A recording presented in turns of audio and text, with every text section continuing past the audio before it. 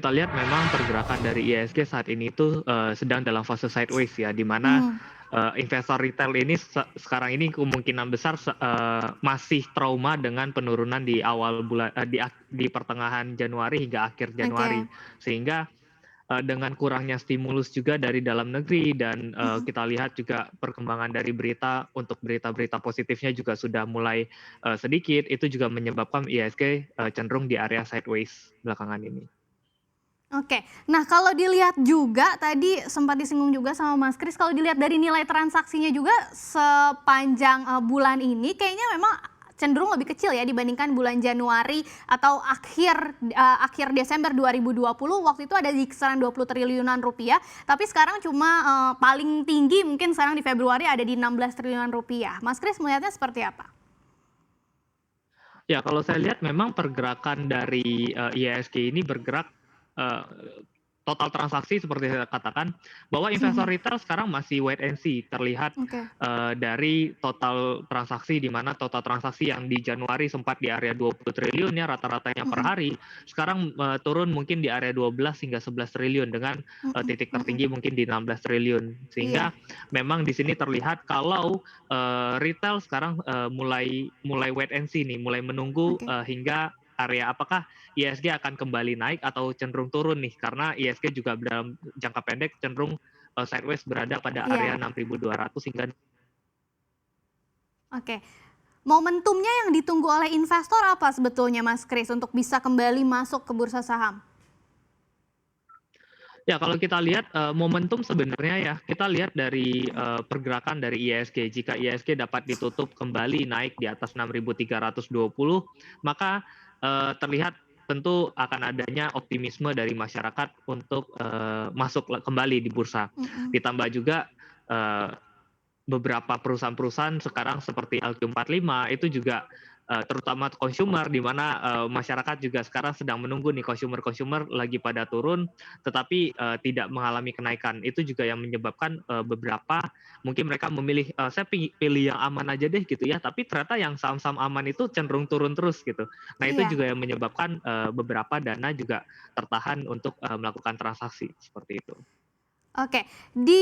Saat investor sekarang lagi pada wait and see, kalau, Anda sendiri melihatnya apakah memang, selama wait and see ini investor cenderung mengalihkan dananya dari, saham ke aset-aset atau instrumen investasi yang lainnya atau seperti apa Mas Kris? Ya, dengan pergerakan IHSG yang cenderung sempit ya dari 6.200 hingga Mhm. 6.300 itu juga menyebabkan beberapa instrumen investasi lain lebih menarik sehingga kalau kita lihat memang terlihat di Oke. tren retail saat ini adanya pergeseran kembali menuju ke aset investasi yang lain seperti itu. Oke, kita lihat dulu beberapa pertanyaan yang masuk ke Instagram CNBC Indonesia, Mas Kris. Kira-kira apa aja sih yang mau diketahui oleh Sobat Cuan tentang strategi trading saham di saat IHSG yang tadi sudah dijelaskan sedikit ya apa yang terjadi waktu IHSG sedang galau ini sepertinya memang investor sedang wait and see. Kita lihat pertanyaan pertama dari Fiery AB. Pakai analisis apa ya kalau mau trading? Masih awam nih. Oke, kita bahas nanti analisisnya apa sih yang tepat ketika kondisi IHSG-nya sedang galau seperti ini. Kemudian pertanyaan kedua dari @lupi_seang, kalau mau cut loss terus masuk lagi, kapan waktu masuk yang pas? Oke. Pertanyaan ketiga dari @astri_dewayani, kalau IHSG-nya lagi labil, mau beralih dari trader jadi investor jangka panjang, perlu nggak ya? Nah, ini juga jadi kegalauan tersendiri ya. Kita bahas satu-satu, Mas Kris. Ada kemiripan gitu antar pertanyaan. Mungkin kita mulai dulu dari pertanyaan yang pertama tadi dari Firi AB. Pakai analisis apa ya kalau mau trading? Sebelum jawab itu mungkin saya pastiin dulu ya. Kalau ketika kondisinya lagi seperti ini, galau gitu ya IHSG, apakah sebaiknya kita trading jangka pendek atau justru lebih cenderung justru investasi dalam jangka panjang aja, Mas Kris? Kalau kita lihat memang kalau dengan pergerakan IHSG yang cenderung sideways ini, ya memang lebih enak trading jangka pendek ya, karena beberapa Oke. saham itu bergerak pada rentang-rentang tertentu aja nih, gitu. Mhm. Dan kalau kita Mhm. nunggu jangka panjang mungkin ya hanya bolak-balik aja di area situ. Jadi menurut saya sih lebih menarik sementara ini dengan pergerakan IHSG yang cenderung sempit, better jangka pendek terlebih dahulu. Nah, analisisnya gimana tuh kalau mau trading tadi ya?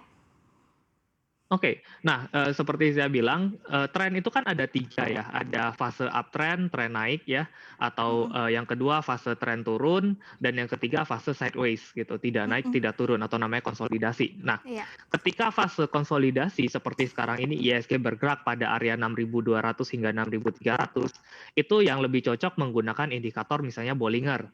mhm, Gitu. mhm, Di mana biasanya Bollinger itu akan ada 2 garis ya di area atas dan area bawah. Jika nanti mhm. harga sahamnya menyentuh garis di bawah, maka itu adalah area yang tepat untuk kita beli dan ketika area harganya menyentuh dekat area garis yang atas, maka itu adalah area yang tepat untuk kita mulai jual terlebih dahulu, Oke. seperti itu, Kak.